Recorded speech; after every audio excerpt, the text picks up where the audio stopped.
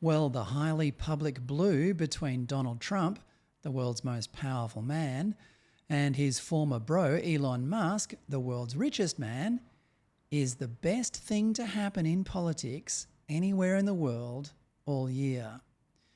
By that, I don't mean it's merely entertaining, although it clearly is. More importantly, though, it is a long overdue departure from the way politics is usually conducted in our so-called open and liberal democracies, which feature petulant imbeciles who in public pretend to be allies while behind the scenes they're sharpening knives and crossing Rubicons like psycho children playing a deadly game of hopscotch.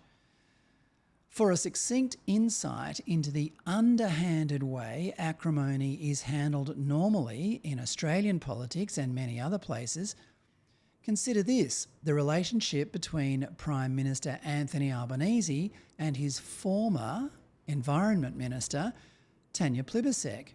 They had an awkward moment at the Labor Party election campaign launch in Perth on May 13.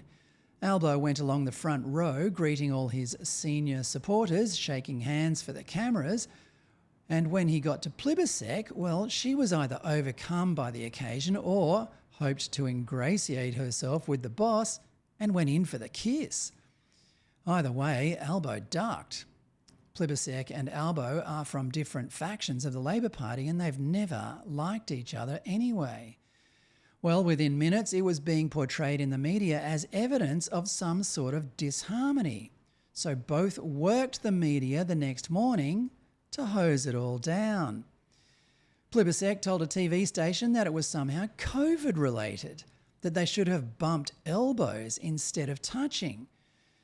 Albo backed that up with, quote, Tanya Plibersek has been a friend of mine for a long period of time. We live in neighbouring seats, we're good mates, and she's doing a fantastic job. Well, where have we heard that before? The BBC series Yes Minister decades ago identified statements like that as euphemisms for treachery. And so it came to pass.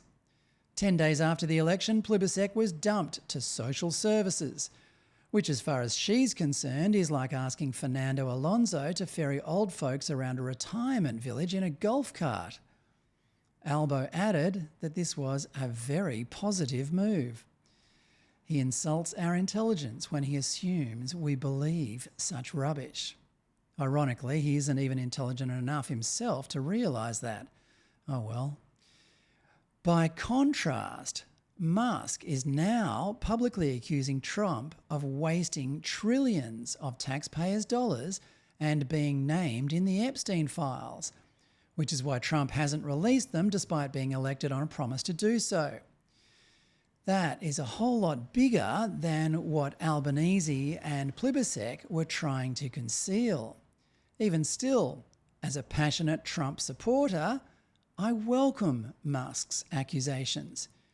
If Trump can't reduce the size of the US federal bureaucracy, then the US and its allies, including Australia, are all in deep trouble. And if there is evidence that Trump did take a ride on Epstein's Lolita Express, well, he should face it. The media has reported this mostly as if it were celebrity gossip, a lightweight art to which it pivots with instinctive ease. This is every bit as low-down, vindictive, personal, petty, operatic, childish, consequential, messy and public as many had always expected it would be, said the New York Times. It certainly makes for entertaining political theatre, said the Wall Street Journal, and the marriage of Elon Musk and President Donald Trump was, while it lasted, unhinged and doomed, said the Washington Post with 2020 hindsight. Whatever analytical coverage accompanied the gossip is tainted by Trump derangement syndrome, which afflicts most mainstream journalists, or jealousy of Musk, which is almost as common. Genuine conservatives and even Trump supporters are more sanguine. Judge determines Trump will get the nation on weekdays while Musk gets every other weekend and holidays, joked the conservative comedy site The Babylon Bee. And I did not foresee Trump and Elon having the ugliest gay divorce in Pride Month history, said conservative transgender social media star Blair White. Again, if Musk's allegations are correct, then we might see Trump genuinely impeached. So be it. Vice President J.D. Vance would easily make as good a president, if not better. This benefits the credibility of all involved, far more than trying to hide the truth, as the Democrats tried to do for years with Joe Biden's dementia. The Biden supporters who are now falling over each other to report the sensational news of Biden's mental demise 4 years after it was blindingly obvious to everyone have about as much credibility as Bridget Macron shopping for women's underwear. Trump and Musk are both alphas and have nothing to fear about conducting their confrontations in public. That's how alphas work. They're confident they can survive, and both probably will. Conservatives, meanwhile, are confident, also confident that as long as the skulduggery remains out in the open, the political system can do likewise.